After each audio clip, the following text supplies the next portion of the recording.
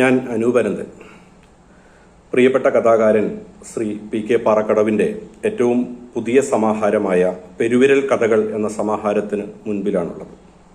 ഈ സമാഹാരത്തിലെ കഥകൾ ഓരോന്നും വായിച്ചു കഴിഞ്ഞതോടെ മനസ്സിലേക്ക് തെളിഞ്ഞു വരുന്നത് PK പാറക്കടവിൻ്റെ കഥകൾ ആദ്യമായി അറിഞ്ഞപ്പോഴുള്ള മനസ്സിൽ തോന്നിയ ചില ചിന്തകളാണ്. ഒരു ചെറു വിത്തിനെ ഓർമ്മിപ്പിക്കുന്നതാണ് PK പാറക്കടവിൻ്റെ കഥകൾ എന്ന് തോന്നാറുണ്ട്. കാരണം ഒരു ചെറിയ വിത്തിനുള്ളിൽ ഒരു മഹാപ്രപഞ്ചം ഒളിഞ്ഞിരിപ്പുണ്ട്, ഒരു മഹാവൃക്ഷം ഒളിഞ്ഞിരിപ്പുണ്ട്. നമ്മുടെ പുതിയ കാലത്ത് മെമ്മറി കാർഡും പെൻഡ്രൈവും പോലെ അതൊരു വലിയ രഹസ്യമാണ് അതിനുള്ളിലുള്ളത്. വളരെ ചുരുക്കം വരികളിലൂടെ പാറക്കടവും നമ്മുടെ വായനക്കാരനോട് പറഞ്ഞുകൊണ്ടിരിക്കുന്നത് ഇത് തന്നെയാണ്. ഇത്തിരി പോന്ന വരികളിലൂടെ വായനക്കാരൻ്റെ ഹൃദയത്തിനുള്ളിൽ കയറി ഒരു മഹാവൃക്ഷമായി പരിവർത്തനം ചെയ്യുന്നൊരു മാന്ത്രിക സവിശേഷതയാണ് പാറക്കടവിൻ്റെ കഥകളെന്ന് പലപ്പോഴും തോന്നാറുണ്ട്. മലയാള സാഹിത്യത്തിൽ മറ്റ് കഥാകൃത്തുക്കൾക്കൊന്നും ഇല്ലാത്തൊരു സവിശേഷത പാറക്കടവിൻ്റെ കഥകൾ മിക്കതിലും കഥാപാത്രങ്ങൾക്ക് പേരുകളില്ല, കഥാസന്ദർഭങ്ങൾ പോലുമില്ല. അത് അതിൻ്റെ രാഷ്ട്രീയത്തിലേക്ക്, കഥയിലേക്ക് നേരിട്ട് കടക്കുകയാണ് ചെയ്യുന്നത്. അതാണ് അതിൻ്റെ മറ്റൊരു സവിശേഷതയായി അനുഭവിക്കാറുള്ളത്.